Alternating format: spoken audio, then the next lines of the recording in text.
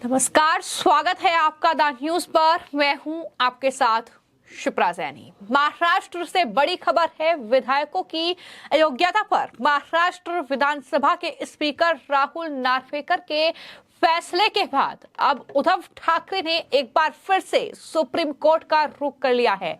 जी हां, उद्धव ठाकरे की तरफ से अब सुप्रीम कोर्ट में याचिका दायर की गई है, जिसमें उन्होंने ये साफ तौर पर कहा है कि जो महाराष्ट्र विधानसभा के स्पीकर हैं राहुल नार्वेकर, उनका फैसला लोकतंत्र की हत्या जैसा है। साथ ही उन्होंने ये भी कहा कि सुप्रीम कोर्ट का अपमान विधानसभा स्पीकर ने किया है और जो स्पीकर हैं राहुल नार्वेकर वो सरकार के इशारे पर काम कर रहे हैं। ये तमाम बड़े आरोप अब उन्होंने महाराष्ट्र विधानसभा स्पीकर राहुल नार्वेकर पर मढ़ दिए हैं। मैं आपको ये बता दूं कि जिस तरीके से महाराष्ट्र में शिवसेना में टूट हुई थी, उसके बाद सुप्रीम कोर्ट का आदेश और साथ ही महाराष्ट्र विधानसभा के स्पीकर राहुल नार्वेकर ने जो 10 जनवरी को फैसला लिया, उन्होंने उद्धव ठाकरे की याचिका को खारिज कर दिया और ये साफ तौर पर कहा कि शिंदे की शिवसेना ही असली शिवसेना है।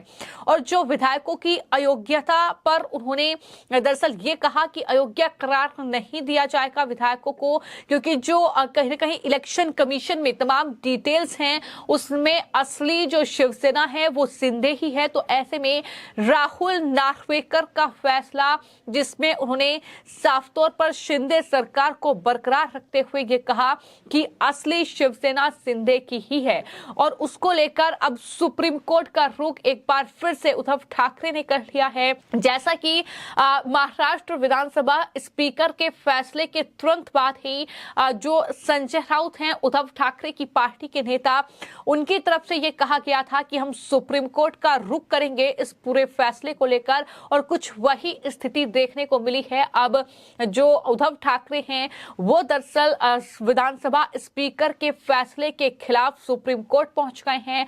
तमाम गंभीर आरोप उन्होंने महाराष्ट्र विधानसभा स्पीकर पर लगा दिए हैं।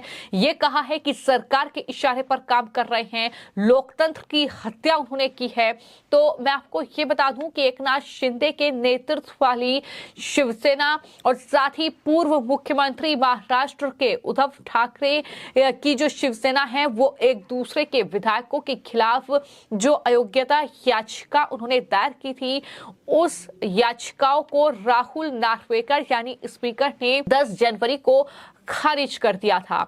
और महाराष्ट्र विधानसभा स्पीकर ने यह कहा था कि शिंदे की शिवसेना ही असली शिवसेना है। ऐसा इसलिए क्योंकि चुनाव आयोग ने भी यही बात कही है, चुनाव आयोग ने भी यही माना है, और ऐसे में विधायकों की सदस्यता बरकरार रहेगी। ये फैसला उद्धव ठाकरे के लिए, उनकी पार्टी के लिए बहुत बड़ा झटका था। चूंकि मैं आपको ये बता दूं कि जब शिवसेना टूटी थी तो कुल 40 विधायक थे, जो कि शिंदे समेत वो 40 विधायक थे जिन्होंने अपना एक अलग गुट बना लिया था, और उसके बाद शिंदे महाराष्ट्र की सत्ता पर भी काबिज हो गए, यानी मुख्यमंत्री वो महाराष्ट्र के बने। उसको लेकर उद्धव ठाकरे ने सुप्रीम कोर्ट का रुख किया था। सुप्रीम कोर्ट ने पूरा फैसला महाराष्ट्र विधानसभा स्पीकर पर छोड़ दिया था, और आखिरकार जो डेडलाइन थी जब वो खत्म हो रही थी तो राहुल नार्वेकर यानी महाराष्ट्र विधानसभा स्पीकर को इस पूरे मामले को लेकर फैसला लेना पड़ा। उन्होंने तमाम बातें कही, लगभग 1200 पेज का डिसीजन था जो कि राहुल नार्वेकर ने पढ़ा और ये बताया कि किस तरीके से उन्होंने ये फैसला लिया है। इलेक्शन कमीशन में जो तमाम चीजें हैं दरअसल उन्हें ध्यान में रखते हुए ये फैसला महाराष्ट्र विधानसभा स्पीकर की ओर से लिया गया, और उनके इस फैसले को लेकर जो मुख्यमंत्री हैं एकनाथ शिंदे, उन्होंने खुशी जाहिर की थी और ये कहा था कि हमारे पास बहुमत है। ये बात पहले से ही हम कह रहे हैं। वही उद्धव ठाकरे और शिवसेना के नेता संजय राउत ने तब कहा था कि हम सुप्रीम कोर्ट जाएंगे, और सुप्रीम कोर्ट में अब याचिका आखिरकार दायर की गई है। शिंदे गुट के विधायकों की अयोग्यता को लेकर फैसला जो आया है, और उन जो नाम हैं जिन पर फैसला आया है, दरअसल वो खुद मुख्यमंत्री एकनाथ शिंदे हैं। इसके अलावा डॉक्टर तानाजी सावंत हैं जो कि स्वास्थ्य मंत्री हैं महाराष्ट्र के। इसके अलावा संदीपानंद राव भुमरे हैं, साथ ही अब्दुल सत्तार हैं, भारत गोगावले हैं, संजय शिरसाट हैं और यामिनी जाधव हैं। ये लगभग 16 विधायक थे जिनकी अयोग्यता पर फैसला महाराष्ट्र विधानसभा स्पीकर ने सुनाया और ये कहा कि इन विधायकों की जो विधानसभा की सदस्यता है वो नहीं जाएगी, क्योंकि बहुमत का आंकड़ा जाहिर तौर पर शिंदे गुट के पास है, वही असली शिवसेना है, ये भी उनकी तरफ से कहा गया। इसके अलावा भी कई जो विधायक थे, कुल संख्या 16 थी, 16 विधायकों की अयोग्यता पर यह बड़ा फैसला महाराष्ट्र विधानसभा स्पीकर की ओर से सुनाया गया। जब बात हम शिवसेना की कर रहे हैं तो मैं आपको ये बता दूं कि महाराष्ट्र में बड़ा सियासी उठापटक कुछ बीते महीनों में और सालों में देखने को मिला है। एकनाथ शिंदे के साथ साथ कई विधायकों ने जून 2022 में तत्कालीन मुख्यमंत्री उद्धव ठाकरे के खिलाफ बगावत की थी, जिसकी वजह से महा विकास आघाड़ी की सरकार जो है वो महाराष्ट्र में गिर गई थी और फिर शिंदे और बीजेपी के समर्थन में मुख्यमंत्री बने थे।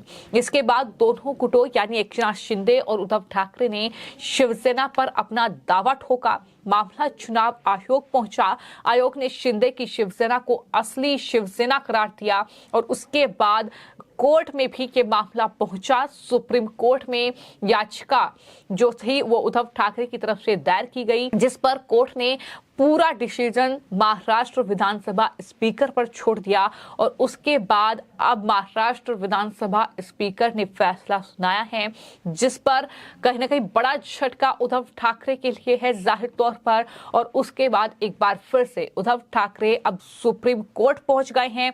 देखना दिलचस्प होगा कि इस पूरे मामले को सुप्रीम कोर्ट किस तरीके से लेता है।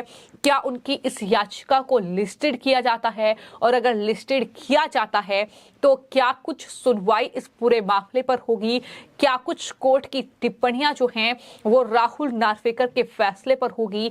ये तमाम चीजें कहीं ना कहीं इस मामले में अब दिलचस्प होगी। तो मैं आपको ये बता दूं कि राहुल नार्वेकर यानी स्पीकर ने जब ये फैसला सुनाया तो उन्होंने शिंदे गुट के पक्ष में फैसला सुनाते हुए ये कहा कि अविभाजित पार्टी के संविधान के 1999 के संस्करण को आधार बनाया गया है और इस संविधान के तहत उद्धव ठाकरे के पास शिंदे को निष्कासित करने का अधिकार बिल्कुल नहीं है।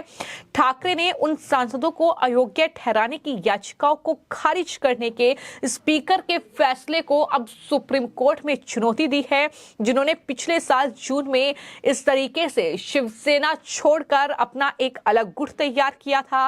लेकिन अब सुप्रीम कोर्ट में जो दलीलें, जो याचिका में बातें कही गई हैं उद्धव ठाकरे की तरफ से, उन्होंने ये कहा है कि ये लोकतंत्र की हत्या है। साथ ही उन्होंने ये भी कहा है कि सरकार जो है उसके इशारे पर स्पीकर काम कर रहे हैं। ये तमाम आरोप उन पर लगाए हैं, लेकिन अब देखना होगा कि सुप्रीम कोर्ट में कब इस पूरे मामले पर सुनवाई होती है और सुप्रीम कोर्ट में क्या कुछ दलीलें दी जाती हैं, क्या कुछ सुप्रीम कोर्ट की टिप्पणियां होगी और आखिरकार इस पूरे मामले को कौन जीतेगा, इस पर भी निगाहें रहेंगी। फिलहाल आपकी इस पूरे मामले को लेकर क्या राय है, हमें कमेंट बॉक्स में जरूर लिखें। धन्यवाद।